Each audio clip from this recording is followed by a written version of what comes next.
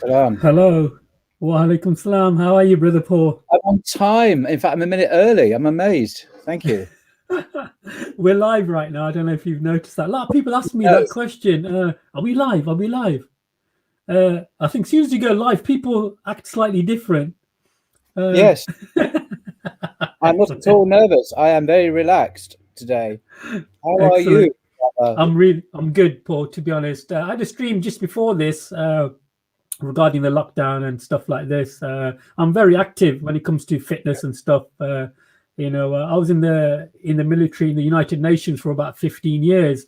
And my grandfather was in the military also, and I've always been active. I remember your story about books. I think you're speaking to Brother Kalam regarding your kind of background, and you've always been into books and stuff like that. I've always been into fitness, and I'm thinking, where do I get it from? And my grandfather, may God, rest his soul, and he was like a big part of my life. He was like my role model, and he meant a lot to me. And I'm probably getting emotional now, but yeah, he meant a lot to me, and he was my everything to me. So people say to me to this day, you're just like your grandfather. But he was a lot better than me. I'm nothing. But I remember your story, and it's a beautiful story. And I do learn a lot from your blogs and everything. It's amazing. It's a shame your laptop seems to die after 1 hour. I think we need a bigger battery. I know the solution to that, and I've made sure it's fully powered now, so we can going for at least 8 hours, and I expect us to be going to at least 3 in the morning. And then it will die. No. It was.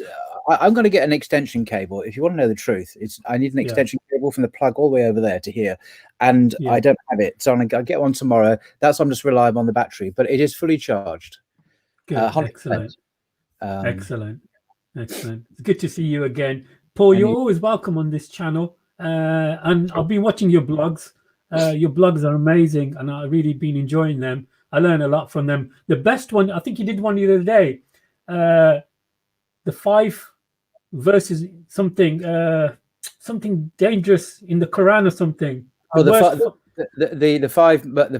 the 5 most dangerous verses in or I can look it up in a minute. But yeah, that scandalized some people and shocked them. But it was pure clickbait.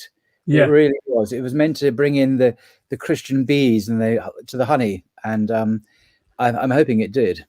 It's really good, because sometimes I've got a young child, and he's really interested in this. He's 9, and we've listened to that one regarding the 5 worst verses in the Quran, and he goes, "Dad, they don't even exist in the Quran. This man is lying. He's a liar." And I'm going, "No, you realize once you've listened to it." And he started laughing, and he goes, "Dad, I didn't know." I mean, I copied the idea of, obviously, it being done many times before, but I just thought I'd have a go and do it myself, because just to share, if you didn't know where it was from, you'd be totally shocked at these verses. But people assume that sort of thing is in the Quran. Of course, it's not, but it's in the Bible, and it's still you. I mean, the terrible thing is, if you read the history of Christianity, even up to today, these verses still inspire acts of Christian terrorism in the world, in Central Africa, for example, in the Far East. That these are live verses, without going into all the issues. It's not just historic verses at all. Amazing.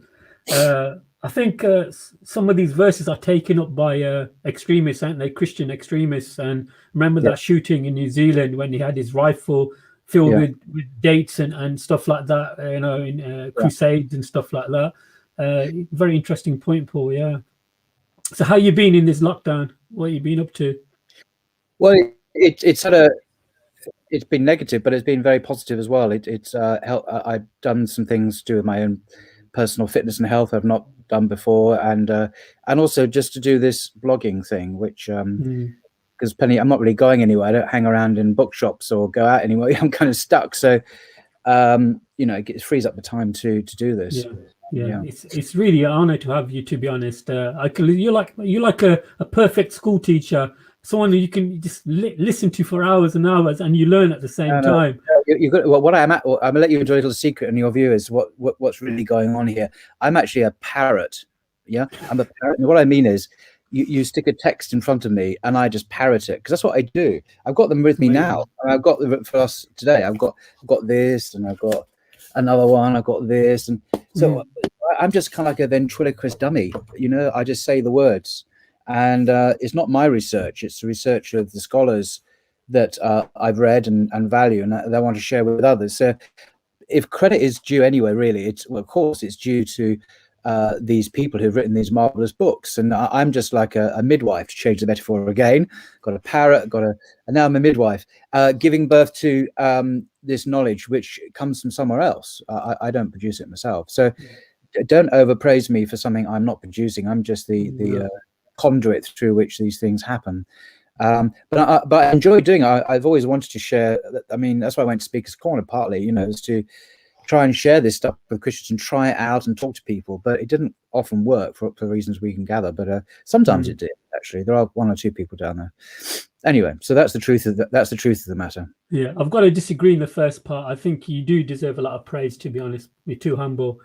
Since the last week, time goes very fast. I started reading the book from Bart Ehrman, Forged. What do you think of that book? Which one? There's two. There's an academic work, which is about 3 inches thick, and then there's I've got the paperback, small version. The small, yeah, I've got it somewhere. They're both, that one's really accessible and it's good. I think he can be legitimately criticized for some people have criticized him for saying things are definitely proven or definitely the case when they're not. That they are his opinion, and even though it's highly likely, it's not an established fact, like a scientific fact. I think that is true.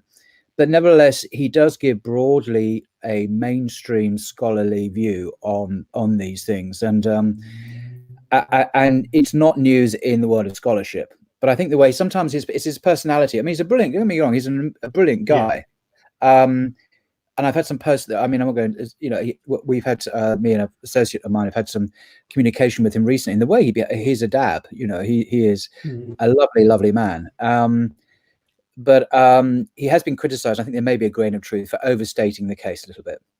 But there's not on some issues he's not overstating it. For example, the 2 Peter being a forgery, virtually everyone on earth thinks that who knows about the field, who's an expert. So he's not overstating it in that at all. Interesting.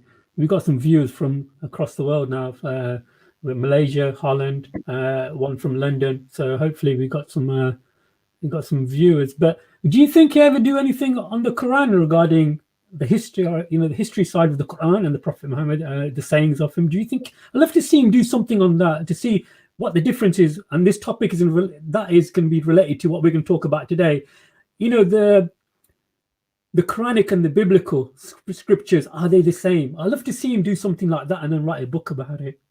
That's a huge subject. I mean, I've got some books prepared now that I want to, in a sense, promote or encourage people to read some good, solid academic works, which are at entry level for the general public, so we can get up to speed on that do touch on these questions. So I was going to share those with you as well. So yeah, absolutely. Of course. Go ahead whenever you're ready, Paul. Oh, right.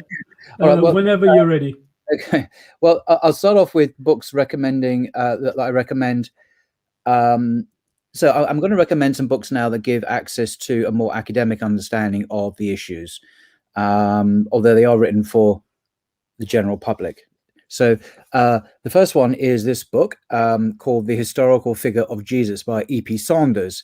He's an American scholar, and the professor of history at Yale University said, a remarkable achievement. Saunders has not only exploited his earlier scholarship in creative ways, but expanded it in new directions. I mean, he is one of America's most distinguished scholars of the historical Jesus.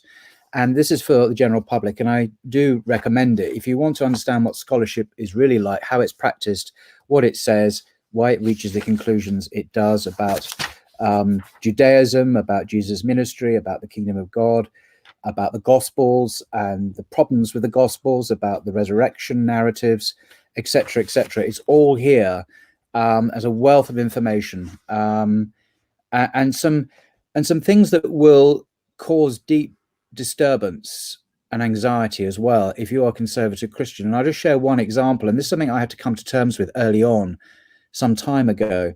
because I didn't know this, and it's something it is quite central to my outlook now. For example, it's on page 70 and 71. It talks about the four Gospels, and biblical scholars now only look at Matthew, Mark, and Luke, the first three Gospels, when they try and reconstruct the historical Jesus. Why don't they look at John? Because John is a very popular Gospel. There's a reason for that.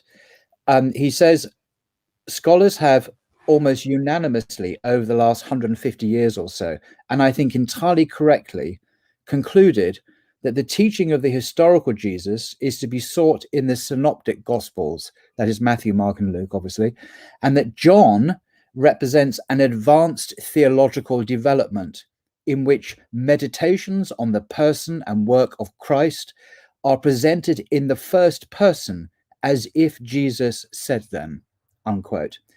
Now, this is virtually everyone in the world who's a scholar. All the universities, whether it be in Paris, London, Oxford, Cambridge, UCLA, Harvard, yeah, you name it, Germany, German universities, you name it. This is the standard view at every level, at the highest level as well. Now, what does this mean? What is he saying there? He's saying there that, and this is quite a subtle point, in which in John, that meditations, what John is doing, that meditations on the person and work of Christ are presented in the first person as if Jesus said them. So let me give you an example from my own, what I've learned. So Jesus in John's gospel is presented as saying some amazing things.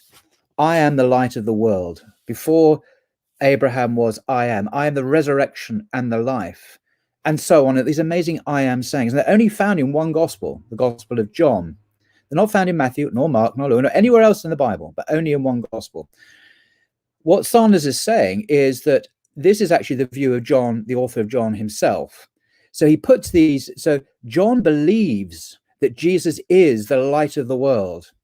So he puts them on the lips of Jesus and makes them a first person statement. I am the way, or I am the light of the world, or I am the way, the truth, and the life. So these are dramatizations of personifications of the gospel writer's beliefs about Jesus, and they're put on his lips in the first person. That's what Sanders saying. This is the view of everyone. Yeah. Now, what this means is, if you're a Christian evangelical and you wanted to go around saying, look, Jesus claimed to be God, but he said, I am the way, the truth, and the life. Before Abraham was, I am, etc., etc. And you know this to be the case that I've just read, but because it's not, this is not the historical Jesus saying this. This is a later, as he says, a theological development. It's not history. It's a spiritual, advanced heightening of a view of Jesus that this particular and last gospel writer happens to have of Jesus. When I first came across that, that was totally devastating. This is not like one or two reactionary scholars, some weird left-wing scholars or Bart Ehrmans. This is everyone. We say everyone believes, everyone knows this, and there are good historical reasons why, which I can go into, but I won't at the moment. So this is really devastating, because when Billy Graham used to go around saying, Jesus proclaimed himself the way, the truth, and the life, I'm sitting there thinking, no, he didn't. No one believes that. None of your scholars believe that. None of them. I'm sorry. But it's true anyway, and this is what they do. This is what how the Christian scholars deal with this. They say, it's still true, though, isn't it, that Jesus is the way, the truth, and the life. What John has Jesus say is the truth. But I'm saying, well, that's all very nice, but it's not the historical truth. Jesus didn't say that. That's the belief of some anonymous late first century author of the fourth gospel, because we don't really know who wrote. That's another subject, but the authorship is now not really believed to be by the Apostle John for a whole bunch of reasons. So this is really devastating, because the juiciest quotes in the Gospels overwhelmingly come from the Gospel of John, and the experts don't think that Jesus said them. And this is devastating, actually. Very interesting. So this is the bad news, I'm afraid, about biblical scholarship. You'll have to deal with that, and you can deal with it in two ways. You can deal with it and reject it, what I've just said, and they're called fundamentalists. That's what by definition, that's what they do. They reject all this and say liberal scholarship and unbelieving. I've had all this out with people before. They just reject it all. They just reject the whole discipline of biblical scholarship completely. You can do that, and you can retreat into kind of fundamentalist mindset, or you can accept it. And when I was at university studying the New Testament studies, virtually everyone in my year, or the people I knew in my year, became much more liberal, so to speak, because of this. We started off being quite conservative, ended up quite liberal. Well, can I just yeah. can I test you on this one? How many authors are there of John that you know of? Is it just one person? Or do you think there's more? Well, that's a good question. Yeah, because there is a made famous by Jonathan, by biblical scholars, the idea that there are multiple editions. There's perhaps a very early text, and then it was redacted and edited later, and there was a second stage and a third, even perhaps up to 5 stages of composition to do with this. So it's not like a complete text in itself. It's written all in one day. And if you look at the end of it, I think it's John 21, someone else is speaking about the person who has just testified to all this. So you get another voice intruding into the gospel at the end, referring to someone else. So there's two authors even there. So that's a good question. We don't have a clear identity. It never actually names the person who is the source of anything. It talks about the disciple that Jesus loved, the beloved disciple, of course. It doesn't say what his name is. Who is this guy? We think it's John, but again, who is John? There is, I think, the most popular view is that it is by John, but John the Elder, who is some other guy who's not the Apostle John, but someone else who history calls John. It's confusing, but unfortunately, the level of, I mean, to put it in my language, the level of fiction in John is very high compared to the Synoptics, which has less fiction in it. I mean, there is fiction in the Synoptics. For example, the famous story of what I call the zombie apocalypse, where Jesus on the cross and all the saints come out of their tombs, walk around Jerusalem, go home to their families, and no one knows about this in any other source in history. Like, none of the Gospels know about it. Josephus doesn't know about it. Tacitus doesn't know about it. The Book of Acts doesn't. I mean, like, it's just amazing. And this is far more public a miracle and amazing a miracle than the alleged resurrection of Jesus. And yet it's just there in 2 verses, and virtually everyone thinks it's a legend. So that will be fiction, if you like, a made-up story, an invented story to glorify and make certain points about Jesus. Wow. Interesting. Have you got any more books that you can? You have to finish that. And so I do recommend that one. You can buy it on Amazon. Except the historical figure of Jesus, E.P. Sons, not too expensive, a good, reliable. Many scholars recommend this as a good introduction to the subject as well. So that's that. On the Islamic side, I'd recommend this book, actually, The Islamic Jesus by Mustafa Akyol. I heard him lecture at SOAS several years ago. In fact, it was his book launch there. He's a writer and a journalist, a columnist for the New York Times. I think he's from Turkey originally. And this is actually very good. It says how the King of the Jews became a prophet of the Muslims, the Islamic Jesus. And it's got some good reviews on the back, and he draws very heavily on mainstream scholarship. So reading this was quite, I recognize an awful lot of what he was getting at already. I just came across a passage while I was looking at this earlier. I just wanted to share with you, which I thought was really significant. So I do recommend this as a good introduction to the whole subject of the Islamic Jesus. It talks about the Quran, the Hadith, Islamic Christology, the Quranic Jesus, Mary in the Quran, and the Jewish Christian beliefs as well, and what Jesus can teach Muslims today, Islamic Christology. It's good juicy stuff, actually. It looks really interesting. I'll probably have a look at Amazon for that one. I do recommend I do recommend it. But something here I just wanted to share, again, is more of an academic kind of point. He's talking about, and this is about what I would call the Islamophobia of biblical studies. Now, this is the fear of Islam in mainstream biblical studies, and it's something that he talks about and evidences. And I think it's a really good point he makes. So he talks about how scholarship in the West, biblical scholarship, has focused a lot on the Jewish Christian sect called the Ebionites. And the Ebionites were a very early Jewish Christian sect whose views were in terms of Jesus, pretty much the same as Islam, actually. And these were arguably the original Jewish Christians, their beliefs. It's pretty much the same as Islamic beliefs. They believe Jesus as a Messiah, a prophet of God, certainly not God, at all. Some of them believed Jesus was born of a virgin, some didn't. It seems to be a particularly controversial issue, but the evidence in Eusebius suggests that some did believe in the virgin birth and some didn't. I have no idea why they differed on that, but there you go. The evidence says that.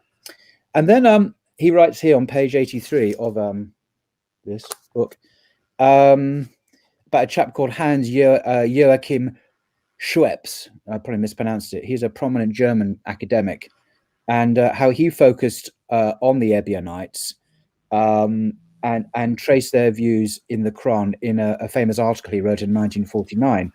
What he discovered, in his own words, was, quote, a paradox of world historical proportions. What is this paradox? It was the paradox that Jewish Christianity indeed disappeared within the Christian church, but was preserved in Islam, and thereby extended some of its basic ideas even to our own day. The paradox is that the authentic early Christian beliefs about the real beliefs about Jesus have been preserved in Islam and not in the Christian church. Isn't that extraordinary? And this guy is a top specialist in the field. He's no maverick. And then it goes on. In 1971, Martino Pellegrino Roncalligo, a scholar at the Arab Institute for East and West Studies in Beirut, extended the discussion in Ebionite elements in the Quran. In the 2000s, other scholars such as Francois de Blois, Edouard de Galès, Joachim Nicker, and I can't pronounce the other names, also explored the connection between Jewish Christianity and Islam in academic books and scholarly journals. So it started to happen, yeah? Finally, the famed Danish-American scholar of Islamic studies, Patricia Crone, we've all heard of, even Jay Smith goes on about heard of her, yeah. She took up this issue, yet her comprehensive two-part article, Jewish Christianity and the Quran, which explores all this, was published only after her death in 2015. So such was the lack of interest. It was only published after her death. And then there comes this paragraph. Despite all this academic work, the continuum between Jewish Christianity and Islam, this paradox of world historical proportions, is largely unnoticed even by most of the experts in academia, he writes. It is really astonishing, as Francois de Blois observed in 2002, that this discussion has had virtually no resonance among specialists in Arabic and Islamic studies.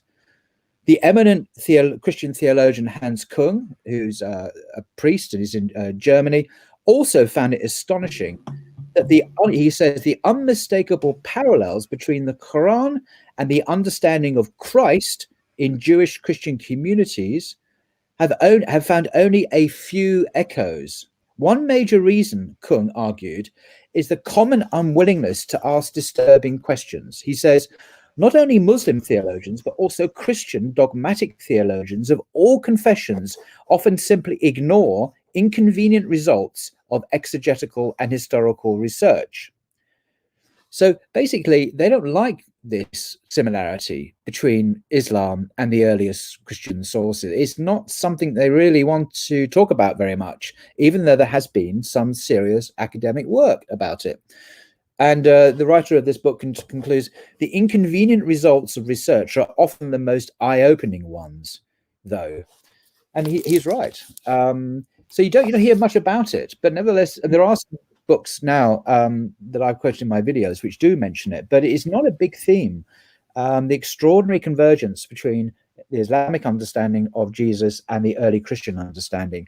And that is where the convergence lies, not with later Christian beliefs about Jesus being part of a Trinity or being the Son of God. That is not part of the earliest historical Jesus, as it isn't in Islam either. So in a real sense, Islam is the legitimate, authentic inheritor of that early Christian belief about Jesus, not what Christians believe today. And this is the paradox of world-shattering proportions, that is not quite, the message is not getting out there because of this reluctance to share this very disturbing perspective. I mean, obviously it's disturbing to the West because Jesus is their Jesus. They don't want the Arabs and the Muslims to start getting in on this and saying, well, he's really like our Jesus, actually. Yeah. Anyway, I've got a question for you just regarding that. If you can't answer it, it's not a problem. I'm sure you can, God willing. The term Ebionites, is it an area or a type of, what is it? Like Ebionites? yeah, it comes from the Hebrew word meaning poor, the poor.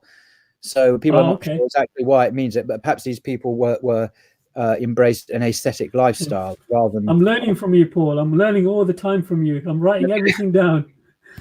Well, again, it's, remember I'm the parrot or the midwife here. I'm not. I No. haven't done any of this research myself. I'm just some books I came across. So yeah, it Yeah. means poor, perhaps because they eschewed opulence and luxury and lived a very simple life. I mean, that's a speculation, but they were called that, the Ebionites in the early church. Yeah. Okay. And they were called, Excellent. these guys, just to round off, of course, in the 2nd century onwards, in the mainstream Catholic Church, the Ebionites were seen as heretics. They were branded as heretics by Irenaeus and Tertullian and later writers because their beliefs did not then match the later theological elevation of Jesus to the second person of the Trinity. So the original authentic followers of Jesus became heretics in the church. It's remarkable. You couldn't make it I up. think It's worthy of a Da Vinci Code saga by Dan Brown. It's that weird, but I think it's quite interesting in the early days of Christianity, especially the first couple of hundred centuries, how much people were thrown off the religion. Unfortunately, some people in Islam, they do this, they call somebody an heretic or whatever, the term, Islamic term. But I think people don't understand in the early days of Christianity, people were thrown off the religion and burnt and everything just over a belief that they didn't agree with. So, I think it's quite messy at that particular time of Christianity, especially the first couple of hundred years. Another thing I wanted to say is that I think a lot of people don't understand that in Islam that Jesus is a prophet, and he's mentioned about 34 to 36 times by name in the Quran. He's mentioned 34 times I think in the Quran, 26 times I think by name, and the rest the term Messiah. So people don't understand, and a lot of people, non-Muslims, don't understand that Jesus to us is very dear to us. So I want to share, if you can share to the audience, the Jesus in the Quran versus Jesus in the Bible, some differences, if that's possible. That's a difficult question because the Bible, as I said before, is a library of books. There are different views. The 4 Gospels, and they have different views of Jesus. John has a very highly developed view of Jesus as a divine figure, and the earlier Gospels have a not so exalted title. So there isn't like the view of the Bible. It depends on which part of the Bible you look at. The Quran's a lot easier because it does have a single perspective on Jesus. It doesn't have lots of different contradictory views. One of the verses I quite like to do with this is so I'm looking at my favorite translation of the Quran, which is by Abdul Halim. He's a professor at SOAS, the School of African and Oriental Studies here in London. His translation is widely available now, and it's the preferred translation that scholars or academics use in universities because it's a very scholarly translation. It's very easy to read, has an excellent introduction, which I recommend. It was published by Oxford University Press. This is probably the best standard, one of the best anyway. There are others that are very good too. So there are many verses, as you say. This one I just wanted to mention. It's in the 5th chapter or the 5th surah, and he entitles it "The Feast," verse 116, and it says, "When God says, 'Jesus, son of Mary, did you say to people, take me and my mother as 2 gods alongside God?' He will say, 'May you be exalted. I would never say what I had no right to say. If I'd said such a thing, you would have known it. You know all that is within me, though I do not know what is within you. You alone have full knowledge of things unseen. I told them only what you commanded me to. Worship God, my Lord, and your Lord." That's the end of the quote I'm going to read. And I think there's so much in here which is instructive for the Muslim point of view, and actually is incredibly insightful anyway. So firstly, he says, God says to Jesus, "Did you say to people, take me and my mother as 2 gods alongside God?" Well, of course he didn't say that.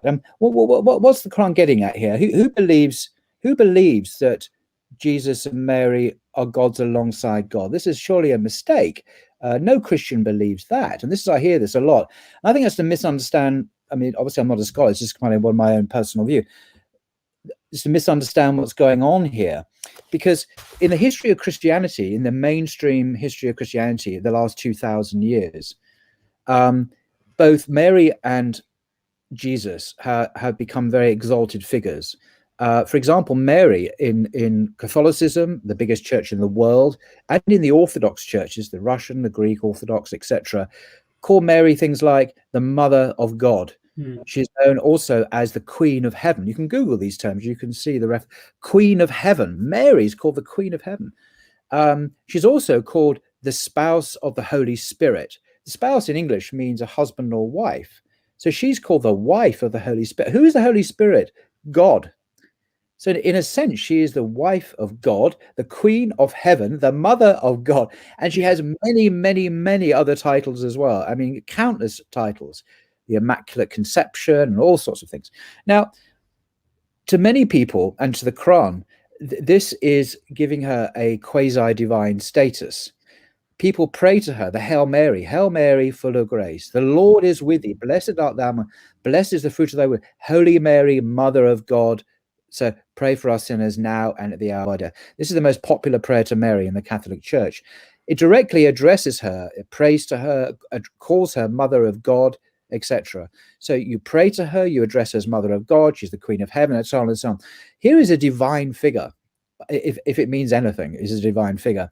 Now, I do want to stress that in formal Catholic theology, Mary is not a divine figure. She is a human being. But, and I think this is what the Quran is doing here, rhetorically, what it's doing is using language to say, look, where did Jesus say that to take himself and his mother as gods? Because the church has made Jesus into a God. He's the second person of the Trinity. And Mary too. She is the Queen of Heaven, the Mother of God, our mother. This is how Catholic refers to our divine mother. We talk about her divine maternity. There's another expression the Catholic Church uses. So I think the Quran here, in using rhetorical language, is not making forensic statements about Christian theology. It's saying this, where was it ever authorized? Where was it ever given that Mary and Jesus should become two gods alongside God, in effect? And of course, the answer is never. It's an illegitimate, unauthorized development. I think that's what the Quran has said, if I may say so. And then there's a statement here. This is Jesus speaking. You alone have foreknowledge of all things unseen. And we see that in the Gospels, where Jesus doesn't know things. He doesn't know the date of the end. In Mark's Gospel, chapter 13, only the Father knows the date of the end. When someone touches him in the crowd, he turns around and says, who touched me? He doesn't know about that. And even on the cross, according to the Gospels, my God, why have you abandoned me? He's someone who doesn't know why he's been abandoned. And then I told them only that you commanded me to worship God, my Lord and your Lord. And that's almost a quote from a Gospel where it says, I am returning, where Jesus, the words are put on Jesus' lips. I am returning to your Father, my Father, your God and my God. So that sounds a bit like you worship God, my Lord and your Lord. So Jesus has a God. And of course, the Shema, as it's called in Judaism, Hear, O Israel, the Lord our God is one Lord. So the one Lord cannot be praying to another Lord. By definition, there's only one Lord. So therefore, whoever prays to that Lord cannot be that Lord. And it's a simple, childlike logic. So for me, this passage in the 5th chapter is speaking powerfully. It's not confused about Christian theology. It's speaking to the spiritual practice, the folk religion, if you like, of Christians throughout the ages. And this is the vast majority of Christians who do, in effect, take Mary as a god, who do definitely officially take Jesus as a god alongside God. Jesus says, I'm returning to your Father, my Father, your God, and my God. And yet Jesus is made into a God. And here Jesus, in the Quran, Jesus disowns that. So where would I ever say that? So that's how I interpret that. I say I'm not a scholar. That's just how I personally read that. He confesses his ignorance of certain things. You have foreknowledge of unseen. I don't have that. And we see that in the Gospels. Jesus doesn't know everything. And you only commanded me to say to them, worship God, my Lord and your Lord. And again, we see that in the Gospels. Jesus was asked, what is the greatest commandment? Hear, O Israel, the Lord our God is one. You shall love him with all your heart, mind, and soul. There's no sense of worshipping anyone else in the Gospels. So I think that would be my concise, because evangelicals, by the way, which is a smaller group within the Christian church, do not worship Mary in any shape or form. They have the same feelings about Mary that Muslims do, actually, pretty much the same. They're pretty horrified by the Catholic exaltation and worship of Mary. But evangelicals are a minority. They've only been around since the 1600s. We've got 1,600 years of the church, and Mary is proclaimed Mother of God in the Council of Ephesus in the 4th century. And even today, the bulk of Christians on the planet Earth are either Catholic or Orthodox, and that they basically believe the same thing about Mary. They accept the same creeds. So the Quran is actually incredibly prescient. It really is getting in there to the issue. It's not making formal declarations about Christian theology, because, as I say, the Catholic Church officially does not regard Mary as divine at all. But in practice, in what it does, in its liturgy, in its spirituality, in the way it speaks of her in prayer, it certainly seems like a divine figure to many, many people. And I think that's what the Quran is getting at. That's just it's a very powerful verse in the Quran where you said 5116 when God, how do you Allah, what's your take on these verses? I think that's, I was reading the other day this verse, and I was reading the Quran the other day, and this verse came into it because I'm trying to memorize it. I find that really strong, powerful. When God will ask Jesus, did you tell the people to worship yourself and your mother besides me? That is, and that's a conversation, that's a dialogue going on between God and Jesus, and that's makes my hairs on my back of my neck kind of thinking, wow, that's very powerful. You know what I mean? And Jesus will reply that, you would know if I had said that. I would never ever think of saying anything like that. I'm just paraphrasing there. And that's very powerful. But then when you look at it in reality, yes, they do worship Jesus. They worship Jesus before the Father. In Jesus' name we do this, in Jesus' name we do that. But where's the Father's name? What is the Father's name? In the New Testament, as hopefully you can tell us, in the New Testament, the name of God is non-existent. Am I correct? What do you mean the name of God is non-existent? Meaning Yahweh. The word, the Father, the term Father is, but Yahweh. Well, the New Testament is written in Greek, of course. So it talks about God or Theos or Pater, which is the Greek word for Father. It's not speaking in Hebrew, so it wouldn't. In that sense, you're right. But on that point about Mary and Jesus, for example, in the Orthodox churches, in Russian Orthodox Church, Greek and Ethiopic and Coptic churches, you see these icons, these extraordinary, beautiful artistic creations.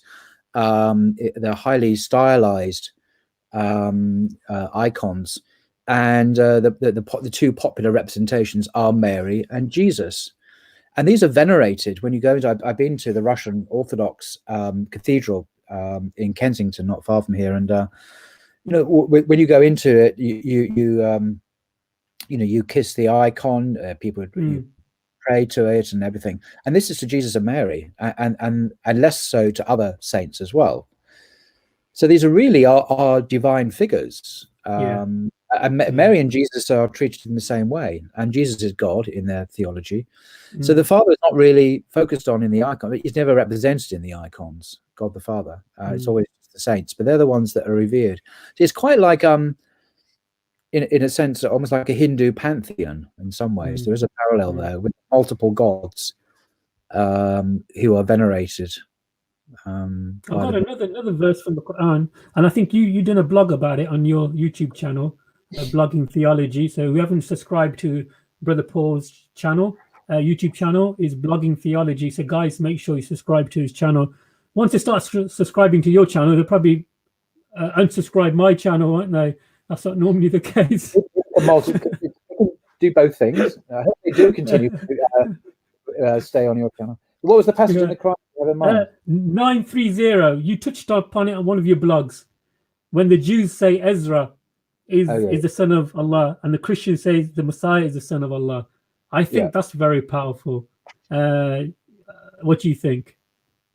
It is. I rely very heavily on the work of Tim Winter at Cambridge University on this. He gave a lecture. It's on YouTube, and I just wanted to share his findings. And it is this is a very strange verse to our modern ears, but it does speak to a practice, particularly in medieval Judaism, where essentially a figure called the Metatron, or the Lesser Yahweh, who was called the Lesser Yahweh, in other words, like a second deity, was worshipped and prayed to. And there's a whole wealth of Jewish medieval manuscripts at the University of Cambridge that Tim Winter speaks of, when he's a professor at Cambridge University, which have these prayers and these invocations to this figure alongside God, who is connected with Hosea or Ezra.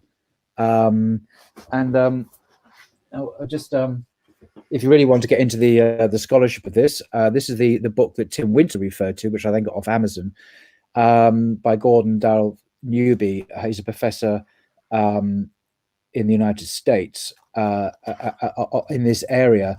And he discusses this verse in depth. And there's a wealth of historical evidence that gives credibility to this verse, speaking very specifically to a Jewish practice that was very widespread, particularly in the medieval world. Less so today. I think if you go to your local synagogue, you're not going to find this mentioned, but it's still there in more esoteric circles, the Kabbalistic circle. Yeah. So what started off being a very obscure verse to I mean, what do you mean? What's going on here? It actually really touches on a major issue in medieval, particularly medieval Judaism, where the Jews did worship this being alongside God, and hence the parallel with people worshiping Jesus alongside God. Yeah, very interesting verse that is, and the way you explained it on your blog, excellent. So, guys, if you want to listen to that, go on Brother Paul's YouTube channel. Once again, I'm merely the parrot on this. The scholarship comes from Tim Winter, but he himself is drawing on non-Muslim Western scholarship. There's a whole school of thought, Western scholars who have looked into this, and there's a mass of research on this very question, and it really is an awful lot to it. This is not some kind of error in the Quran, far from it. It's touching on a very important theme in Jewish prayer and spirituality and practice that went on for centuries, actually. Yeah. Another verse that I was reading upon just before I was reading 5116, there's another one, 5110, is when it says in the Quran that Jesus spoke from the cradle. Is there anything in any of the manuscripts where it says that Jesus actually spoke from the cradle? In the Quran, it says he does. I think there is a Gospel of Thomas. Does that ring a bell? Yes, exactly right. Indeed, that is right. So even the Gospels, I think it's Gospel of John says, there are many other things that could have been written about Jesus, and if all of them had been written down, will fill more than all the books in all the world. So in other words, the Gospels historically don't exhaust all that Jesus did and said and was. So I think we could argue historically that some of these traditions about Jesus were captured by other sources, whether it be the Gospel of Thomas or the infancy Gospel of James, or whatever sources you want to mention. There's no reason. Christians seem to think that the only stuff in their own Gospels it could possibly be true and authentic, and I don't see any historical reason why that should be true. Why could not traditions have found their way into other texts? The amazing part of that verse is it carries on. It says that verily Jesus created a clay bird with God's permission, and he healed the blind and the lepers with God's permission. And that's I know that's in the Gospels of today, isn't it? Yes. Yes. I mean, my favorite verse in that regard is actually Acts 2:22, which is so good. I'm just going to read it because this is Peter speaking after Pentecost. So Jesus has died and rose again. He's gone to heaven, according to the Bible. And Peter's now full of the Holy Spirit and he's ready to preach the truth about gospel. So now, he gets it now. He's no longer unclear.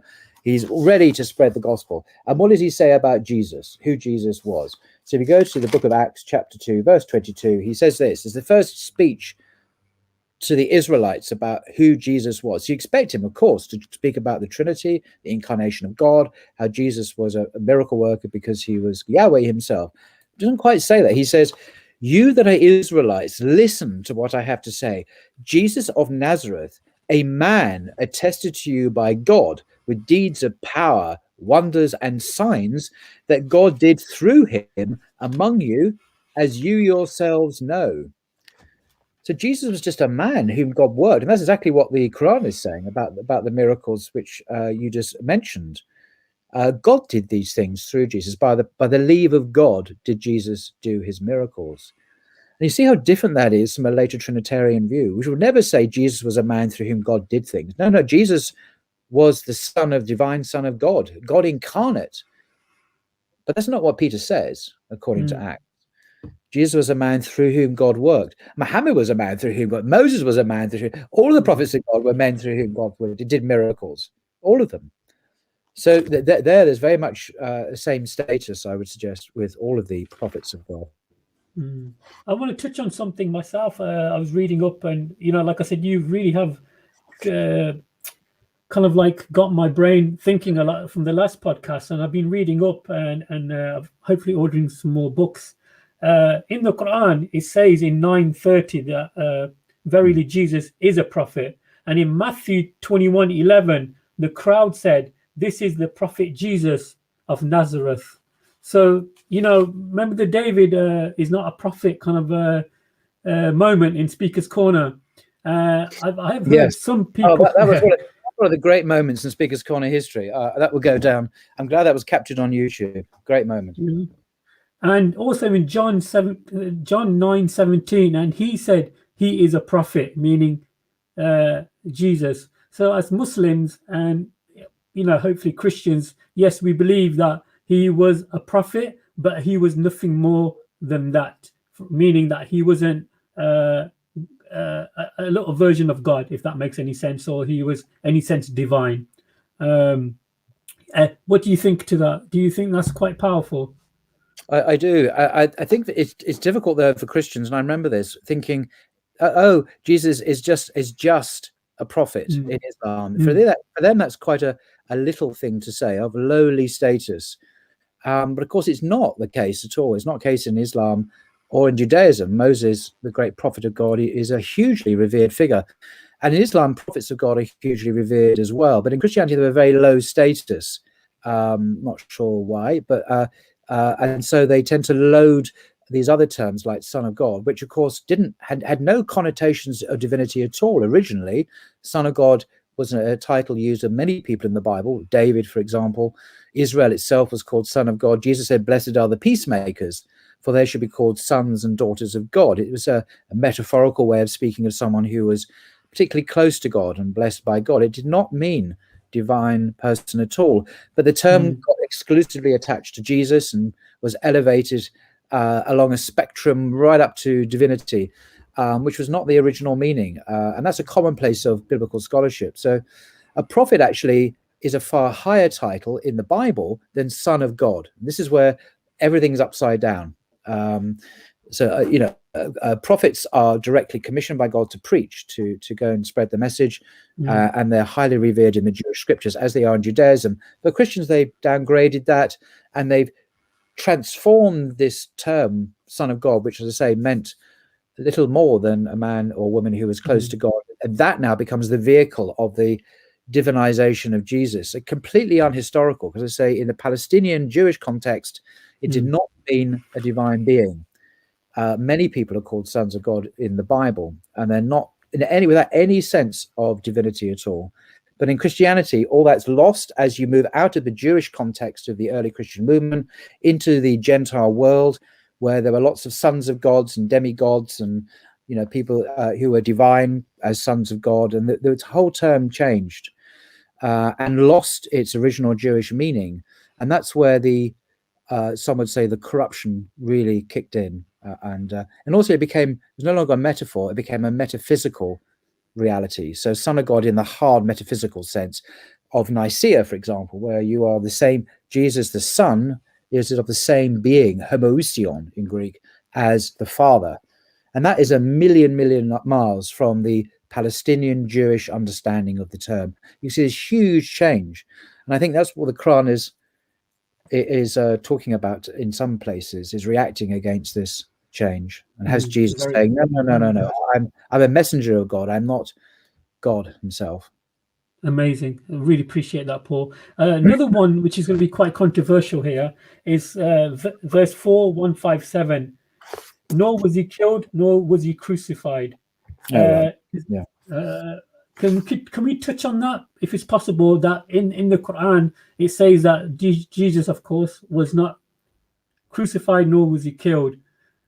Yes. Sorry, I'm just looking for a book on this. I'm making you do some exercise today. You are, my God. Hopefully that's it. This book, The Crucifixion and the Quran, a study in the history of Muslim thought by Todd Lawson, who's a professor in Toronto University, is a specialist in this area. I'll just read what it says, because it's such an important book.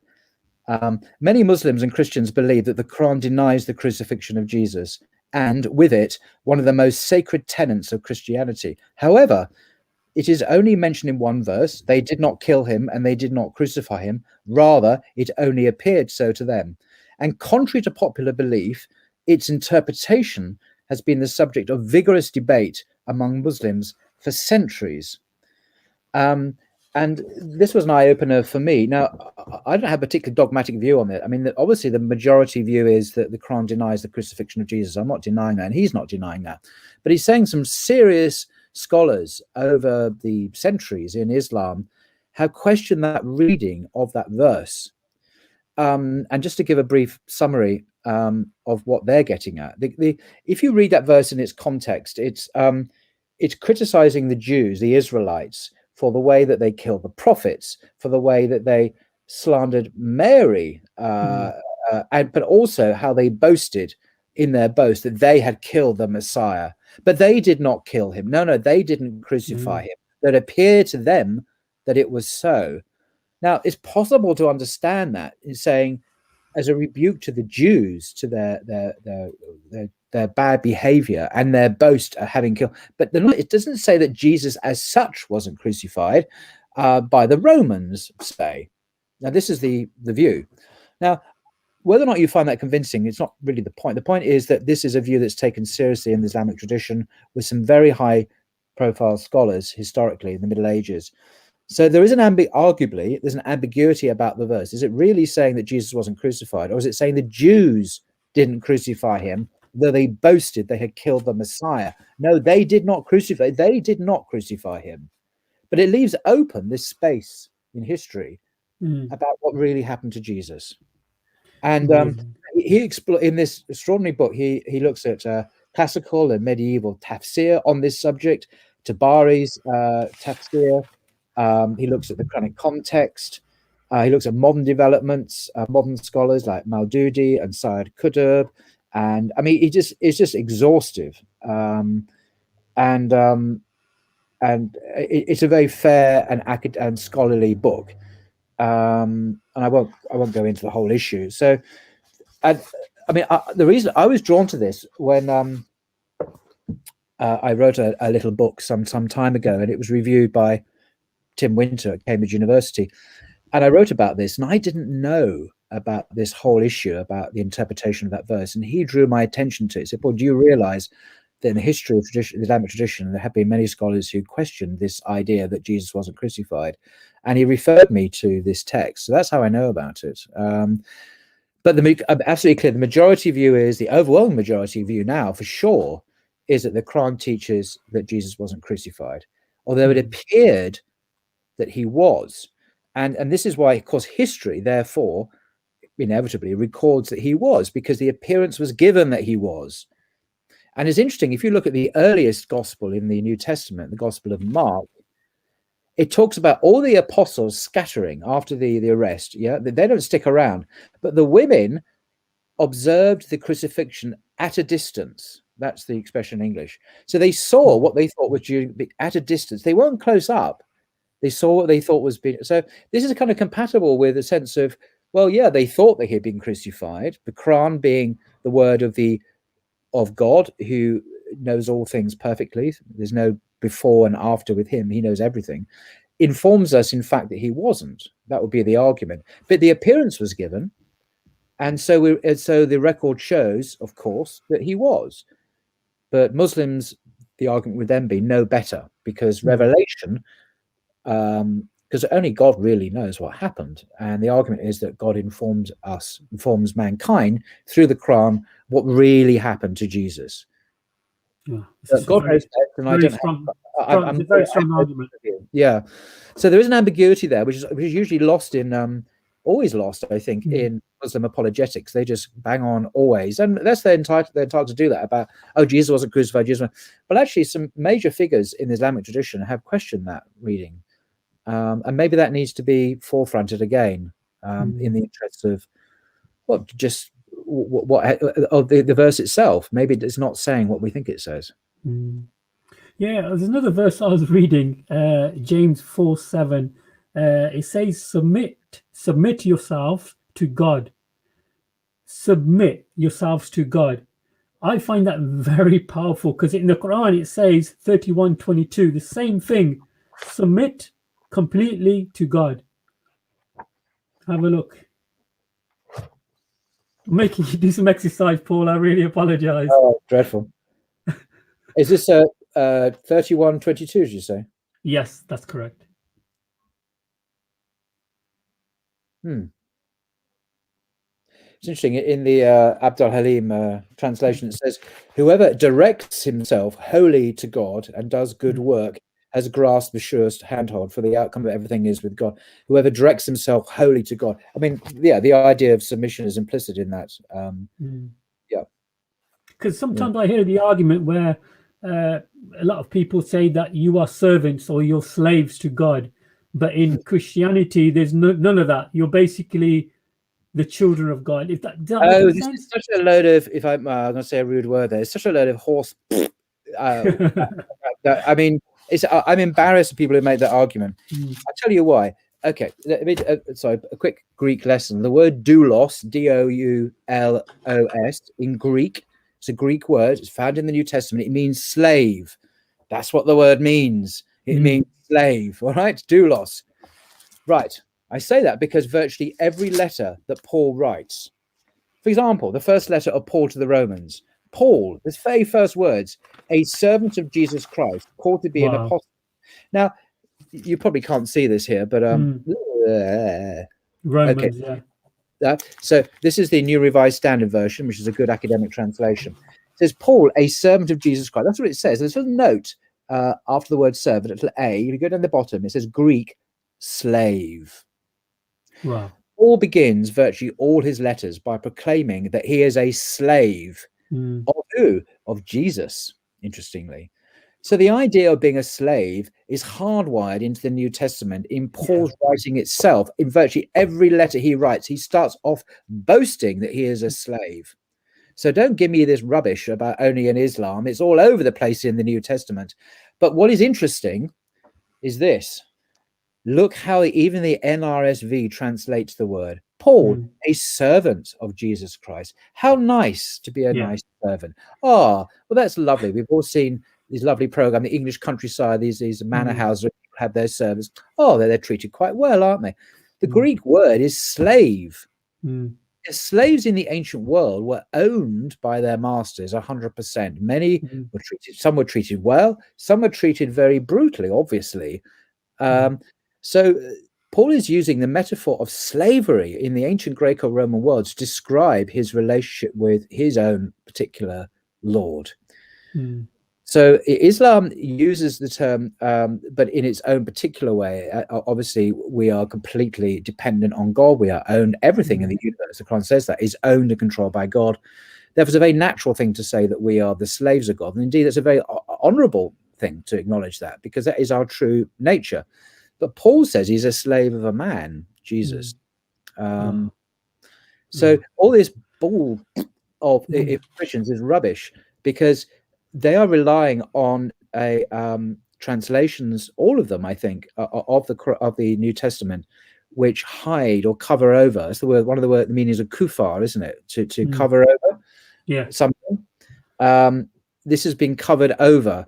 But in good translations, scholarly translations like this, even though they have sermons, at least at the bottom, it says there, and you can just Google this, it says the word doulos, the Greek for slave, and the Greek happens to be doulos. I know this because I did this at university. So it means slave. So Christians are slaves, thank you very much, if they follow the New Testament, if they follow Paul. And Paul says in his letters, be imitators of me. He actually says that openly. So Christians should follow the slavehood of Paul in proclaiming themselves proudly to be doulos, D-O-U-L-O-U-S. Look it up online. Go to wrote it down already. Look it up. It means slave, and slaves are owned by their masters. And of course, the New Testament says over and over again something quite different from the Quran. Slaves, obey your masters, even when they are cruel. It says, and I think it's 1 Peter or 2 Peter. I think it's 1 Peter. Even when they are cruel, there's no command anywhere in the Bible where you should free slaves as an act of charity. In Quran, I mean, in the Quran, there are chapters, particularly the early Meccan surahs, with the emphasis on, the greatest thing you can do is to free slaves. I'm not aware of anything in the New Testament that says that. Wow. That's very, very strong points there, Paul, to be honest. I get a bit miffed when I hear that from Christians because it's such a pile of rubbish, and they don't, it's based on a cover-up of their own translation of their own Bibles. And if you know the Greek, then you just know it, and it's something you learn if you study this academically. This is, New Testament talks about followers of Jesus being slaves. Paul begins virtually all his letters by proclaiming that status. So there we go. Wow. The term in John 16:13, the Spirit of Truth. Can that be? I know where you're going now. Okay. Can that be linked with the Quran 61:6?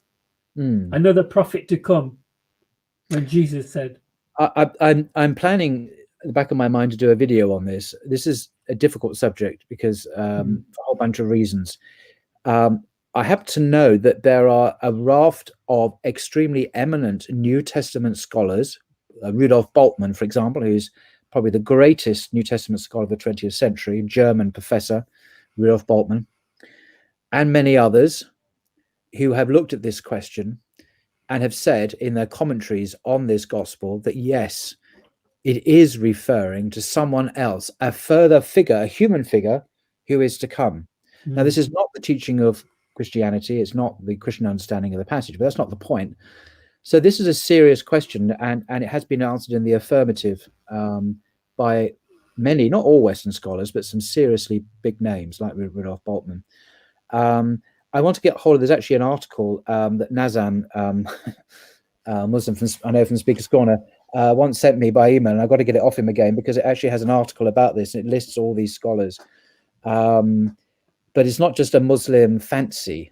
But also, interestingly, in the history of Christianity itself, Tertullian, who was born in the 2nd century, is one of the early church fathers, who a bit of a dodgy character for mainstream Christians, because although he was a Catholic theologian, he ended up leaving the Catholic Church to follow a guy called Montanus. Montanus was kind of like a prophet, a spirit-filled prophet, probably a hyper-charismatic kind of individual. And Tertullian was a great scholar, and he left the church and he became a follower of this guy. And this guy identified himself as this person in John's gospel who was to come. He was that person. So this is a figure, even in Christian history, that has been identified as a further figure that will come after Jesus' time. Montanus identified himself as that, and some serious, one big beast from the early church got that and followed this guy, who was doubtless a fraud, but anyway. So if people want to see Muhammad, which of course is what we're getting at in this, there is space for that. And I want to do a video on this in the future at some point, but do it very carefully and academically, because a lot of sloppy stuff is said about this. But there is some good stuff around. Muhammad Assad, by the way, in his commentary on the Quran, has some very good notes about this, because he was a son of a rabbi. He was a Jewish convert to Islam, could speak multiple languages, including Hebrew, Greek, English, Arabic. And and he could really dig into this, and he's made some very intelligent, insightful comments on this very question. And I refer readers to his commentary, by the way, on this passage on the Quran. You can Google it, I think, for an immediate answer to that. So yes, there is a mileage to be had from that, but I think it needs to be treated carefully, this subject. I think a lot of sloppy, kind of unscholarly stuff is said by some Muslims on this, which kind of rebounds on Muslims because it's easy to point out how, unpersuasive it is. But there is something there, though, yes. And this has been noticed by some very eminent Western biblical scholars in the 20th century, at least. So, yeah. Good stuff, Paul. Appreciate that. You know what, Paul? I've got one question regarding bowing down, prostrating. Is there anywhere in the Bible? I know when Muslims pray, people see us prostrate, put our faces on the floor. Is there anywhere in the Gospels where any of the prophets have done the same type of prayer as the Muslims do? Yes, I mean, it's not so much in the Gospels. I know what you're getting at in the Gospels, but more interesting. I find it more interesting to look at the prophets in Genesis and so on. The way that Moses and Abraham and others are portrayed as praying, as prostrating on their faces. It says that Moses does that explicitly, and also wudu. Well, it's not called wudu, but the idea of cleaning of this ritual cleansing before you approach God in prostration is certainly there. I don't have the reference at the top of my head, but I've read it many times. It's all there, actually. But I would Jews now don't. Well, it's some in their day-to-day prayer. I understand in 3 prayers a day. It's usually done people standing up. They stand up and they, it's not done. Although there are times during certain times of the year when prostration is done or has been done. But the normal day-to-day prayers, people stand up, I understand, and recite their prayers 3 times a day. But it's in the Bible, yes, absolutely. So no, what Muslims do is very much in that tradition. The idea that you go to church and you sit on a chair and you sit on a pew and you watch something going on. That not only is that not in the Bible, it's not there in the early church. In the Orthodox churches, which continue this ancient tradition, people stand. They don't sit on chairs. They don't sit on chairs in mosques. This is a Western innovation, really. It's nice and comfortable to sit on your own throne, but that's not how people pray in the ancient world. Yeah, because I do remember the verse in Matthew. I don't know the number, yes. but regarding when Jesus went slightly forward and he fell on his face and he prayed. I've never liked that. I've never used that argument, and I'm a bit uneasy because just because Jesus went down his head and prayed doesn't mean that's how he normally prayed. Just, in extremis, he's confronting the prospect of his own death, and prays like the prophets are portrayed in the Old Testament for sure. But it doesn't mean that. I mean, if you were to ask me, how did Jews normally pray in the 1st century? I don't know the answer to that, and I don't know if we do know the answer to that, to be honest. But the danger here is that we retrospectively read back into the past, the current practices. I'd be very wary to say that Jesus prayed like a Muslim because of that passage. I think that is an illegitimate inference if we're looking at it purely historically. But we can look to the example of the prophets in the Jewish Bible for sure. You can say that. Yeah. Do you think there's a bit of conspiracy theory for making out Jesus in biblical texts, making out that he doesn't pray or he falls on his face and so forth? Do you reckon there probably were verses in other Gospels that he actually did do that? I think there's a possibility there is. Well, the thing is to remember that according to scholarship now, a couple of things. One, the Gospels are not written by eyewitnesses. I can't stress this enough. Scholars don't believe it anymore for lots of good reasons. They are 2nd generation Christian Gospels, and we don't know who wrote them. 2nd generation. They're not written by the 1st generation of believers. So, you're already one step removed, and it's written in a language that Jesus didn't go around preaching in, or probably didn't speak, which is Greek. Because Jesus' own language is Aramaic, disciples' language is Aramaic. The Gospel is not in Aramaic. They're in a completely different language. Greek is as different from Aramaic as English is from Arabic. Arabic and Aramaic and Hebrew are cognate languages. In other words, they have a similar kind of common source, a Semitic root. English is much like Greek, actually. The Greek alphabet is very similar to English. A lot of the vocabulary we use in English. So it's not just a question of a different language, a different cultural world. The Greek was a very different world from the Semitic one, as is the English language and English world from the Arabic world. And so when you move from one culture to another, it's not just the language, it's all the assumptions about what words mean. What does Son of God mean? Well, in English, we all know it means God. It didn't mean that in the Semitic context. Meanings change, even though the words may be the same.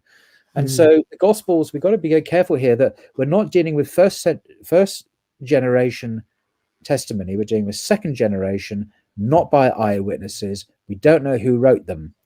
And we're relying on that to tell us authentically and reliably about the historical Jesus. Go figure. Wow.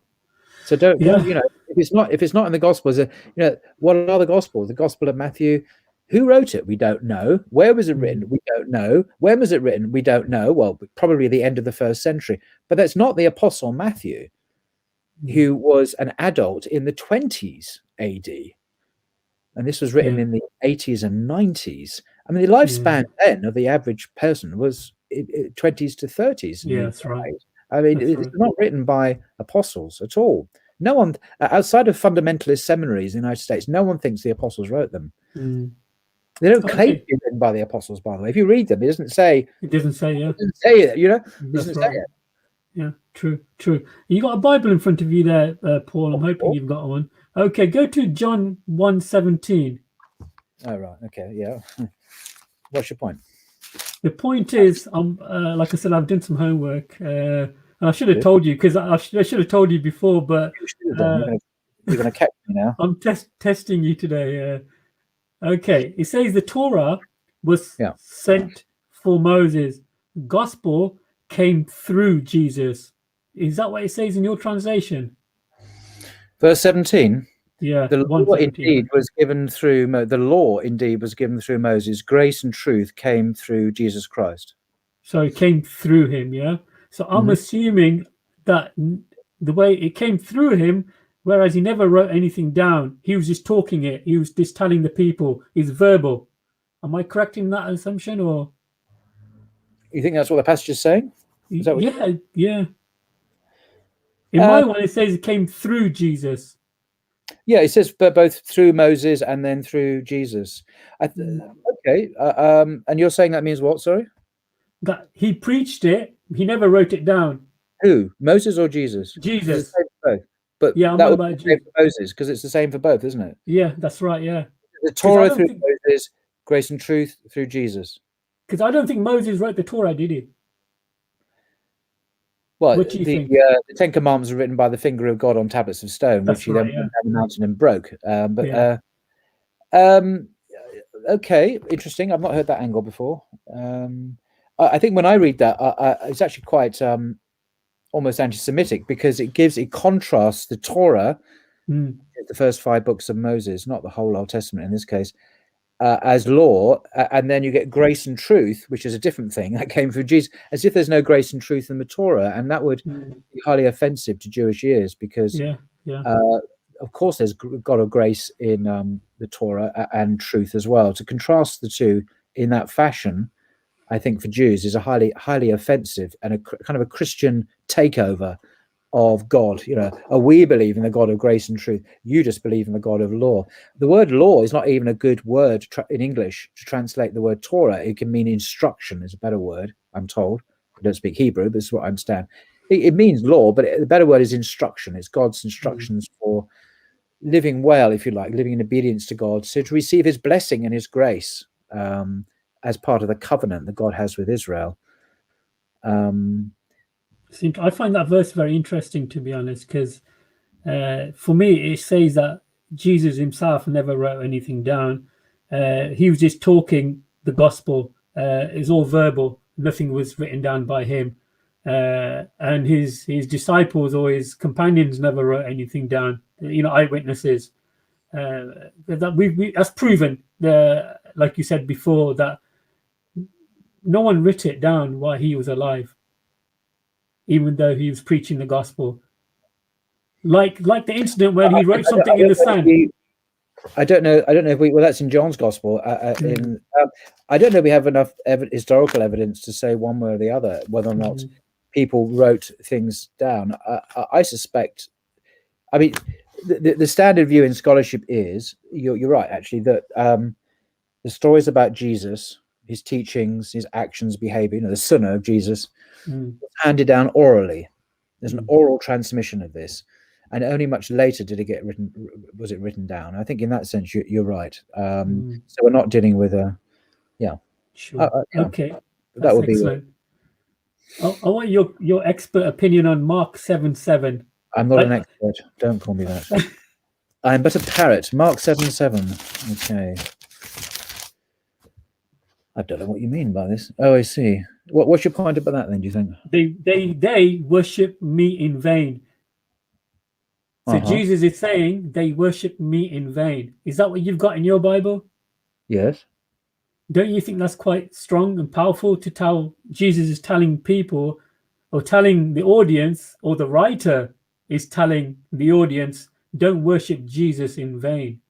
So no, I don't think that's saying. I think that's a misreading. You've got to read the whole context. Now, when the Pharisees and some of the scribes had come from Jerusalem, gathered around him, they noticed that some of his disciples were eating with defiled hands, that is, without washing them. For the Pharisees and all the Jews do not eat unless they thoroughly wash their hands, thus observing the tradition of the elders. And they do not eat anything from the market unless they wash it. These are good practices, actually. And there are also many other traditions that they observe: the washing of cups, pots, and bronze kettles. I mean, as opposed to what? Other people weren't doing that anyway. So the Pharisees and the scribes asked him, "Why do your disciples not live according to the tradition of the elders, but eat with defiled hands?" Because they didn't do that, obviously. He said about them, "Isaiah prophesies rightly about you, hypocrites, as it is written." So this is Isaiah, according to Jesus, Isaiah speaking to these people. And this is God speaking. "This people honors me with their lips, but their hearts are far from it. In vain do they worship me, teaching human precepts as doctrines. You abandon the commandment of God and hold to human tradition." So this is nothing to do with Jesus so much as Jesus rebuking them for worrying about these externalities, these human traditions, rather than their hearts are not really involved. It's not about worshiping Jesus. It's about the correct worship of God. That's how I read it. I think I read that one wrong. I never read all the verse. I just got that. Always the key thing. Always read things in their context. Yeah, very important. Thanks. Thanks for correcting me, Paul. I appreciate that. Okay. Let's get to another subject. The last hour. I know the Prophet Muhammad ﷺ was asked about the last hour, and he said, the Prophet Muhammad said, "I do not know the last hour." Is there anything in the Bible where Jesus, peace be upon him, says the same thing? If so, where is it? Are you aware? Yeah, I mean, this is a subject that has caused me much heartache for a long time, particularly as a Christian. I mean, the earliest gospel, in the Gospel of Mark, chapter 13, we get a really important chapter. In my Bible here, it says the destruction of the temple foretold, persecution foretold, the desolating sacrilege, the coming of the Son of Man, and the coming of the Son of Man. And I'll just read the first couple of verses to set the context. "As he came out of the temple, one of his disciples said to him," looking at this amazing temple that Herod built, "Look, teacher, what large stones and what large buildings," because there's an amazing temple that Herod had restored. "Then Jesus asked him, 'Do you see these great buildings? Not one stone will be left here upon another. All will be thrown down.'" And then he goes into this long speech about the coming, about the future. "Many will come in my name, saying, 'I am he,' and will lead others astray. And you will hear wars and rumors of wars. Don't be alarmed. The end is still to come." They talk about earthquakes in various places. There'll be famines, etc. Persecution is foretold. And then there's this mysterious bit from verse 14 onwards called the desolating sacrilege. when you see the desolating sacrilege set up where it ought not to be, and then in brackets it says here, let the reader understand. Now, of course, Jesus was not saying let the reader understand, because he's supposed to be talking to his disciples outside of Jerusalem. Then those in Judea must flee to the mountains, etc., etc. What is this desolating sacrilege? And then he talks about false messiahs, and prophets will appear, producing signs and omens to lead people astray, if that was possible. And then in those days, he says, after that suffering, the sun will be darkened, the moon will not give its light, the stars will be falling from heaven, the powers in the heavens will be shaken, and then the Son of Man will come with great power and glory. He will send out the angels to gather his elect from the four corners, from the four winds. That's the four corners of the earth. Now, there's a couple of points here. When is this all going to happen? Well, according to Paul, it was in his lifetime. Well, according to verse 30, truly I tell you, this generation, this is Jesus speaking about the generation then living, this generation will not pass away until all these things have taken place. Heaven and earth will pass away, but my words will not pass away. So all of these things, the destruction of the temple, the persecutions, the desolating sacrilege, whatever that is, I haven't mentioned that yet, the false messiahs, the coming of the Son of Man himself on the coming in the clouds with great power and glory, gathering the elect from the four corners of the earth. All of these things will happen within the generation then living in the 1st century AD.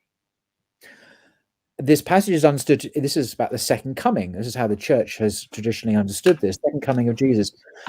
Now, I could be wrong, but I think it is now 2021 AD, 2,000 years later, and it's still not happened. So what happened to this? Truly I tell you, this generation will not pass away until all of these things will have taken place. So I've done a lot of wriggling in my time, not recently, to try and deal with this, because it looks as if Jesus made a colossal mistake. He's telling his followers solemnly, truly I tell you, this is a really serious prophetic thing. He was right about the destruction of the temple in AD 70. The Romans under Titus came in and they decimated the temple, and the Jews scattered, etc. But immediately after that, according to Matthew's version in Matthew 24, immediately after the destruction of the temple, the Son of Man would return. Immediately after that, look at Matthew 24. The Son of Man will come on the clouds of glory, and that's it, game over. And this will all happen within the generation then living. So what some people do is they look at verse 32, which says of that passage, but about that day or hour no one knows, neither the angels in heaven nor the Son, but only the Father. Beware, keep alert, for you do not know when the time will come. So how do you reconcile this, you don't know when it's going to happen, with the statement literally in verse 32 verses earlier, truly I tell you, this generation will not pass away until all these things have happened? I kind of read that, if you can reconcile them, to say, well, a generation in biblical terms is 40 years. So in the next 40, if you think now, 40 years time, look, I can't tell you when it's going to happen. About that day or hour, no one knows. You get good to be alert. It could happen tomorrow. It could happen in 40 years time. But it will happen within the 40 years. That's kind of how I reconcile them. But Christians will put all their eggs in one basket on verse 32. About that day or hour, no one will know. As if you don't know anything. You can never know anything about the day or the hour, despite the fact that in verse 30, Jesus says it will happen within that generation. Now, Muslims are not obliged to believe that this is an authentic word from Jesus, of course, because the four Gospels are not what the Quran talks about as having been revealed to Jesus. These are, as I say, second generation anonymous accounts written long after Jesus, and who knows what they got right and who knows what they got wrong. But nevertheless, the passage does say that. And Jesus, if according to the passage, Jesus made a mistake, a pretty whopping mistake. Now, this is not just my personal view. This is like the view of the vast majority of scholars. This is something that's been noticed for a long time, and it's embarrassing, and it's just there. And there've been serious attempts to get around this, to say, oh, generation means genera in Greek. Oh, it means race. That's right. This race will not pass away. But no, the normal view, the normal meaning of the word in the New Testament is generation. It doesn't mean race or something. As the NIV has a footnote, apparently, if I remember rightly, at the bottom saying all race. Well, it doesn't mean that. It really doesn't mean that. That's a desperate. It doesn't make any sense then that this race will not pass away until all these things. What does that mean? The human race won't pass away. Okay, big deal. Well, it's not saying very much, is it? We all go back to our normal lives now. But no, Jesus is warning you. Truly, I tell you, this generation will not pass away. Wow. And it's a problem. In fact, C.S. Lewis. I did a thing on this. C.S. Lewis called it the most embarrassing verse in the Bible. C.S. Lewis was the 20th century's greatest Christian apologist, a British English guy from Oxford and Cambridge. He called this the most embarrassing verse in the entire Bible. That's a whopping statement. I mean, there are a lot of embarrassing verses in the Bible, but he said this was the most embarrassing verse. Why? Because it really looks like Jesus got it big time wrong. And of course, that questions everything. How could he be God and get it wrong? Wow, that's a blunder. That is a blunder. Final question coming up now, Paul. What's your battery like? Oh, that's not the question. 75%. So we can carry on now to 3 in the morning. Excellent. Last question. Okay. No, I'm quite happy to carry on. No problem. Oh, my dear. Parents, the respect of parents in the Quran. I've in 436 it says, be good to your parents, be good to kinsfolk, orphans, neighbors, and whoever are near to you, and the traveler.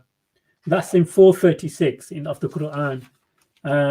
In the Bible, I was shocked by this verse. It says in Matthew 15:4, honor your father and your mother, and whoever curses his father or mother must be put to death.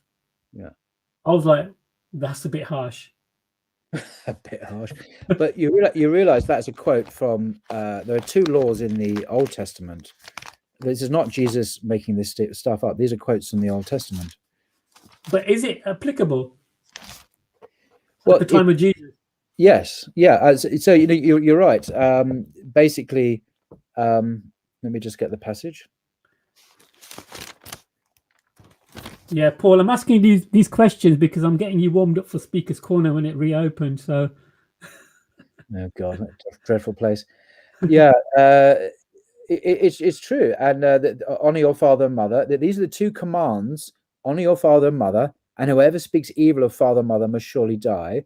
That the scribes and the Pharisees are accused of ignoring for their own tradition. For the sake of your tradition, you make void the word of God, it says in verse 6. What are these 2 traditions? Well, everyone agrees we must honor your father and mother. And everyone ignores the next verse, which are the two things that they're accused of ignoring, about putting to death the son or daughter. So this is part of the Torah. One of the verses in Exodus, I think another one in Leviticus, I forget exactly where, but he's quoting the Torah. This is not a made up, it's not Jesus saying this would happen. So he's saying obey the word of God. The commandment of God, he says, is that you execute these people. Jesus actually believed in this, didn't he? He would, like the Sharia law, he would actually implement this. Do you think so? What do you reckon? Your opinion? Again, we have the problem of what is historically reliable and what isn't. In Matthew's gospel, it's clear that Jesus is portrayed as someone who advocates obedience to the Torah according to the teaching of Jesus. So it's not just obeying external rules. There's got to be a great emphasis on the heartfelt obedience. Nia, the first hadith in Bukhari, actions are judged by their intention. So mere external observance is something that Jesus criticized. And this is why when you look at these things, you realize how like Jesus Muhammad was actually in deep down in the whole spiritual approach to this. But also, what was I going to say? So in Matthew, Jesus teaches this radical interior obedience. It's not just enough, he says, to not commit adultery. You mustn't harbor adultery in your heart. It's not just enough to not kill your people. You've got to harbor no hatred in your heart, and so on and so on. So he's not abandoning the law. Now, the church, of course, did abandon the law, thanks to people like Paul and others, for sure. And now today, no Christian, mainstream Christian, any of the major church, the Catholic Church, the Orthodox Church, the Anglican Church, the Methodist, the URC, you name it, churches don't obey all of the law. I mean, the whole 613 commandments of the law. That's what Orthodox Jews seek to do, is to obey the commandments. But and this is a big but, Jews today and Orthodox Jews believe in the oral Torah and the written Torah. So it's not just a question of obeying the raw commandments. They interpret them in a certain way, along with the oral Torah and the rabbinic, the sages' views on that is all in the Talmud. So they read the written Torah through the Talmud, basically. But Matthew's Jesus, who teaches observance to the law, is very different from Mark's Jesus, who says that he abrogated huge sections of the law. So it's not a question of what does the Bible say. It depends which. The Bible is a library of books. They say different things on the same subject. So Mark's Jesus is different from Matthew's Jesus, big time, on the law, which is historical. And that's where scholars come in, Western scholars, because you just can't, they can't all be historical. Or maybe none of them are, or maybe one is. And I think personally that Matthew is far closer to the historical Jesus, because he is a Torah observant Jew. He's not some kind of someone who abandons God's laws. But it's a shocking verse, and I've often mentioned this to Christians, and you should see them squirm on it. And the way they come out with the most they refuse to see what's there, by the way, like 99% of the time. Yeah. When I say, look, the two commandments that Jesus criticized the Pharisees for not obeying. One is honor your father and mother. Yeah, that's great, isn't it? We should honor your father. And the second is put to death this guy. Oh, no. He does say that, though. Oh, no, he doesn't say that. Oh, God. Yeah. It really does say that. And if you don't see it, what can I say? It is shocking that Jesus is saying that. But, of course, Christians in, John Calvin's time in Geneva, in the 16th century, did take this seriously, by the way, and people were executed for all sorts of things: adultery, homosexual acts, heresy, and this law. These laws were actually implemented historically in Christianity. I mentioned Calvin because he is the, if you like, not the godfather, but the prime theologian of conservative evangelicals. They look to Calvin's theology. But he would have implemented this verse. But today Christians don't. They ignore it, and they're horrified to think that how can our Jesus is loving and kind. That's right. Oh, he's so sweet and loving and sentimental. Really? Yeah. Have you read the Bible recently? Well, I think the points you're making are very strong, and I think sometimes when people do go to the church, I think the narrative that is sold to them is quite different to what the real situation is. Yeah. I think sometimes the preacher or the pastor reads certain verses just to make people feel better and feel good about themselves. So that's a shame, Paul. I do promise that was my last question. Really appreciate you coming on, and hopefully be a regular thing where we can have you on more often. The time, because the prayer times and everything are changing now, and so unfortunately, anything you want to finish off on, Paul? Anything that you want to say regarding your Twitter or you've got more social media apps than I have. That's amazing. You haven't got TikTok, have you? No. No, I'm just on YouTube and Twitter. Oh, and WhatsApp, and okay, several others. Okay, yeah. I thought the more you sign up for, of course, the more labor, the more you've got to kind of maintain them, and it gets a bit much. Yeah, alhamdulillah. I really appreciate you coming on here. It's really an honor, Paul. Paul, I never wrote a script for you or nothing. It's not. I'm just I'm a parasite on the butt of scholars who I just draw blood out of them and I just share it with you. That's it, really. I've not invented any of this stuff. So Thank you. That's all. Thank you.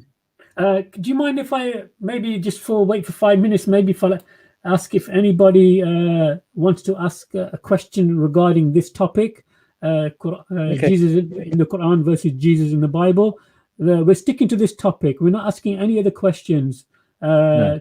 to Paul or to myself. The questions are going to be based upon Jesus in the Quran versus Jesus in the Bible. I just want some of the audience to come on and ask some questions. No other questions, guys. We'll see what happens, Paul, if somebody wants to ask any questions, and we can wrap it up. Yeah. So I think I was talking about the lockdown before this, a podcast before this. I was talking to my gym buddies, and they're really happy. The gyms are going to be open on the 12th of April. Oh, really? Yeah. So I'm a big gym goer, and and then on the 14th, I think it's Ramadan. Oh, right. April. Yes, it is April. Yes. Is it the same day that the gyms are opening? No, 2 days before. Gyms open on the 12th. Ramadan is 14. Inshallah. So I'm looking forward to that. And I wanted to go to Ethiopia because my family is from Ethiopia, and I want to go and visit Ethiopia, but I can't because of the restrictions. So yeah, I'd be in France if it wasn't for this. I wouldn't be in London. Yeah, unfortunately. I wish I had the money. A lot of people ran off to okay, we've got a question here. Is Jesus' crucifixion historically reliable on the Bible? I don't know. Can you see the chat, Paul? Can you see?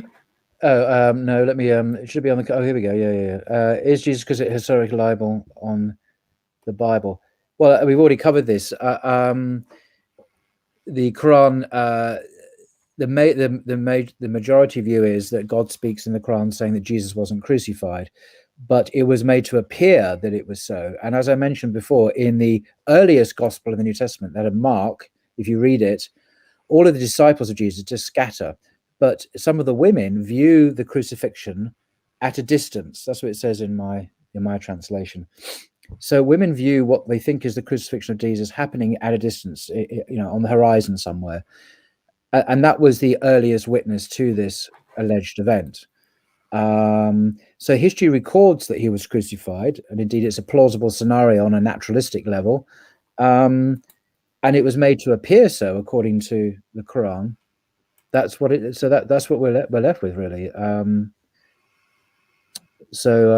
As to what really happened, God knows best, and But the point is, the crucial thing for Muslims and is that Jesus' death, whether or not it happened, is not in any way significant for our salvation or relationship with God. It's an historical event that may or may not have happened, but it has no relevance to our lives today at all. I know it does for Christians in their worldview, but in Islam, it's irrelevant. You have a direct relationship with God. You don't go through God's Messiah. It's nothing. A guy dying on a cross is irrelevant to our salvation. God is big enough to forgive us and guide us directly. He doesn't need to go through some kind of horrible human sacrifice to forgive our sins and achieve our redemption. That's completely alien to Islam, and it's completely alien to Christianity. The Messiah was never expected in the Jewish Bible, ever. There's no expectation that the Messiah would die for people's sins, let alone rise on the third day. Even though Paul says that in 1 Corinthians 15, no Jew prior to the rise of Christianity ever expected this. It's a completely new, unexpected, unheard of teaching. And if it had been so central to the salvation of the world, Jesus' death on the cross, you would have thought and expected that God's prophets would have mentioned it. Moses, Abraham, Isaiah, Zechariah, Jeremiah, the list goes on, and Micah, Hosea. None of them mention this at all. What if it was true, why didn't they mention that God would become a man in the Messiah and die for the sins of the world? It just is not mentioned anywhere.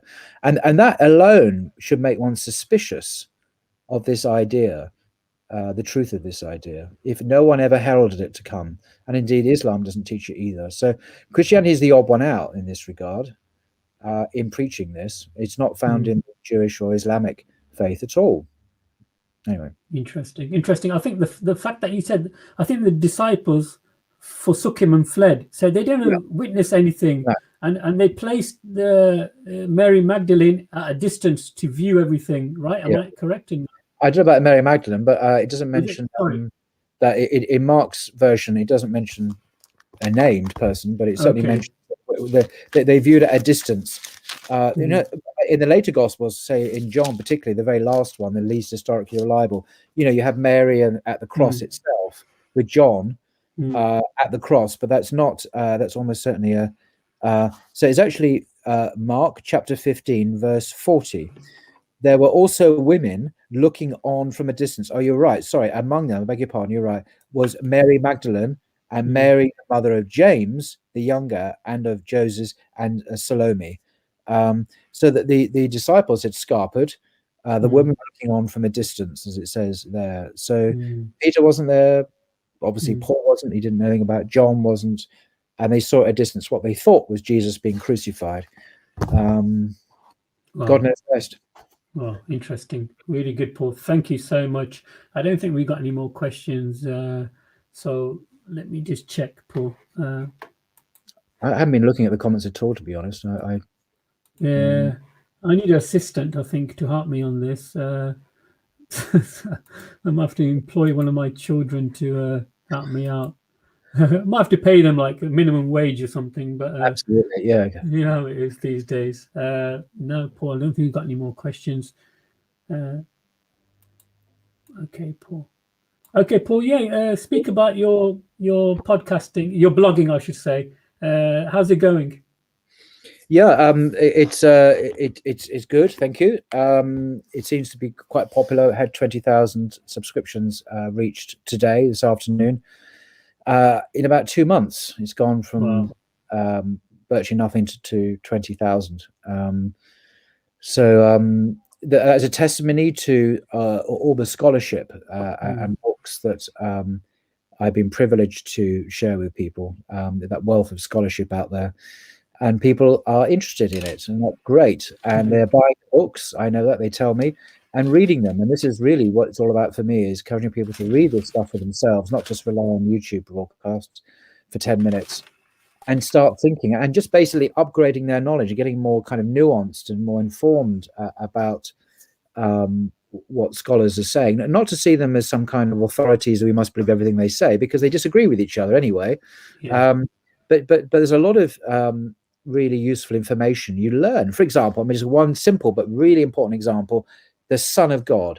We all know Son of God means God, don't we? Because that's what Christians say. No, in Judaism, in the first century before, it meant someone who was, I don't know, especially close to God, beloved of God. And lots of people were called sons of God. And it did not mean deity.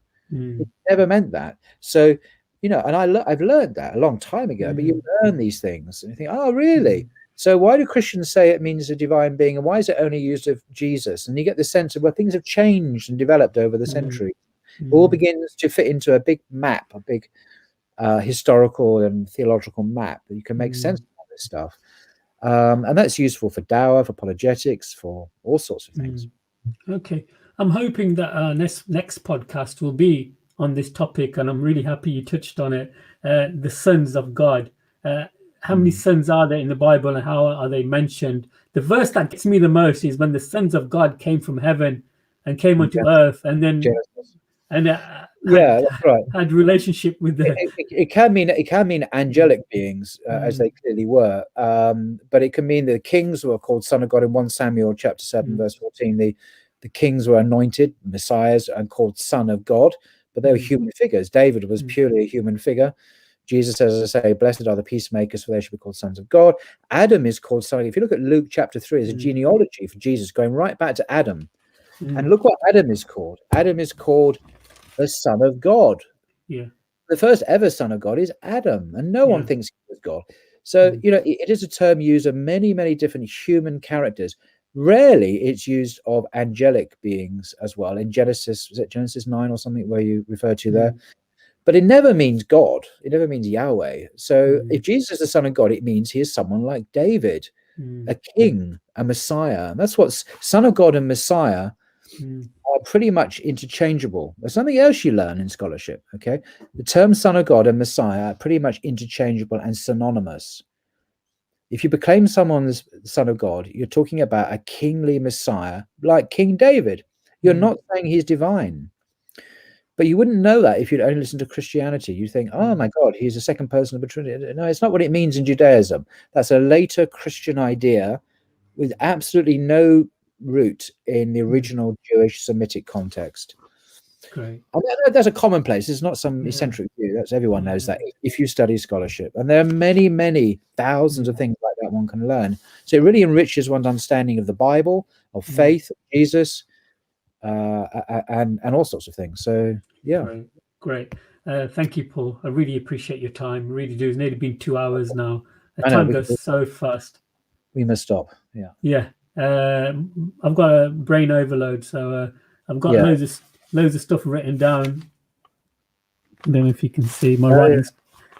So I'm learning a lot, to be honest, Paul. Hopefully the audience is. I'm hoping next Saturday, if it's okay with you, same time. Saturday, that's cool. I'm just thinking because I've got 3 live webcast thingies with 3 scholars. With I think next Friday I've got to sort this out. It is Sir Anthony Buzzard, the American, British guy living in Atlanta. He's professor at Atlanta College. I'm scheduled to have a blogging theology kind of live broadcast with him. And the week after that is Rabbi Ravi Singer, that famous. Yeah, I do. Yeah, based in Jerusalem. He's I really like him. He's I'm scheduled to have a similar broadcast with him, and then Professor John Dominic Crossan, who's a very major New Testament scholar in the United States, Irish American guy. He's also very graciously agreed to do this, and these are on 3 successive Sundays in March.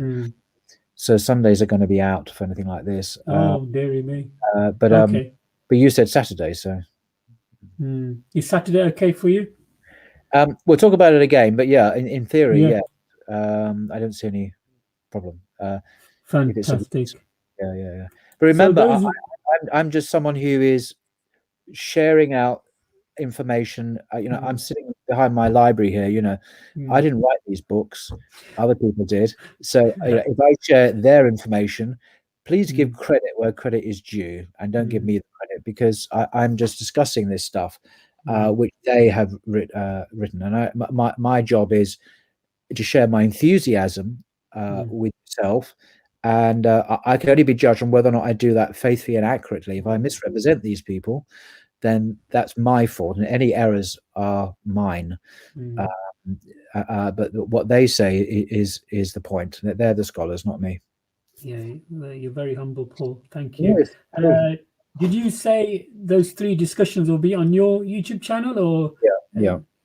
So, these are the first of hopefully many blogging theology live dialogues and discussions, and not debates, with prominent scholars, theologians, and biblical scholars, because I have lots of things I'd like to talk to them about.